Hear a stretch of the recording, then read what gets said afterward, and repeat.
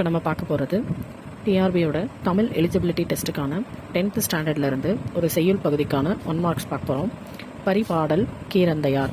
இலக்கியங்கள் எதை தாங்கி நிற்கின்றன அப்படின்னா நாகரிகம், பண்பாடு, அறிவியல் கருத்துக்கள். தமிழர் இலக்கியங்கள் எவ்வாறு படைக்கப்பட்டன? மேனாட்டு அறிவியல் சிந்தனையின் சாயல் இல்லாமல். புவியின் உருவாக்கம் குறித்த கருத்து எதில் இடம்பெற்றுள்ளது? பழங்கவிதையில். அண்ட தோற்றத்துக்கு காரணமானது என்ன? கரு, பரமாணு. கரு எவ்வாறு தோன்றியது? பேரொளியுடன். முதல் பூதம் என்று குறிப்பிடப்படுவது எது? வானம்.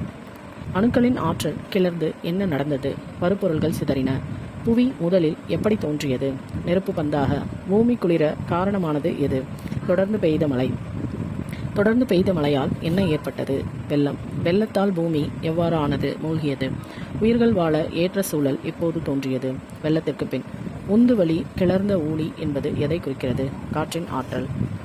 செந்தி சுடறிய ஊழி எதை குறிக்கிறது? நெருப்பு. பனியோடு தன்பெயல் தலையிய ஊழி என்பது எதனுடன் தொடர்புடையது? மழை. பெருவெளி என்பதன் பொருள் என்ன? எதுவுமே இல்லாத அகன்ற வெளி. அடுத்ததான் நம்ம பார்க்க போகிறது தெரிந்து கொள்வோம். அப்புறம் நூல்வெளி. இந்த அண்ட பெருவெளியில் பால்வீதி போன்று என்னென்ன உள்ளன? எண்ணற்ற பால்வீதிகள். பால்வீதிகள் வெளியே நின்று பார்த்தால் எதை போல தெரியும்? சிறு தூசிகள். பல பால்வீதிகள் உள்ளன என்று நிரூபித்த அமெரிக்க வானியல் வல்லுநர் யார்? எட்வின் ஹப்பல். எட்வின் ஹப்பல் எந்த ஆண்டில் பல பால்வீதிகள் உள்ளன என்று நிரூபித்தார்? 1924. அண்டப்பகுதியின் உண்டா பெறக்கம் என பாடியவர் யார்? மாணிக்கவாசகர். மாணிக்கவாசகர் எந்த நூலில் இவ்வாறு பாடியுள்ளார்? திருவாசகம்.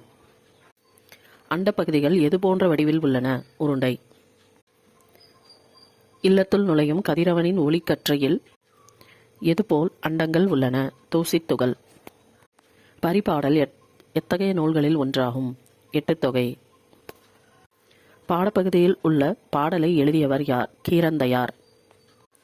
பரிபாடல் எவ்வாறு புகழப்படுகிறது? ஓங்கு பரிபாடல். பரிபாடல் எந்த வகையில் பாடப்பட்டது? பண்ணோடு. உரை ஆசிரியர்கள் பரிபாடலில் எத்தனை பாடல்கள் இருந்ததாக கூறுகின்றனர்? 70. இன்று பரிபாடலில் எத்தனை பாடல்கள் மட்டுமே கிடைத்துள்ளன? 24. சங்க இலக்கியம் மூலம் எதை பற்றி அறிந்து கொள்கிறோம்? தமிழ் மக்களின் வாழ்க்கை முறை. சங்க இலக்கியம் எத்தனை ஆண்டுகளுக்கு முன்பு வாழ்ந்த தமிழ் மக்களை பற்றி கூறுகிறது? 2000. சங்க இலக்கியம் மூலம் தமிழ் மக்களின் எந்த திறனை பற்றி அறியலாம்? இயற்கையை புரிந்து கொள்ளும் திறன். சிறிய ஆக பெரியோன் தெரியின் என்ற பாடல் வரி இடம்பெற்றுள்ள நூல் எது? திருவாசகம்.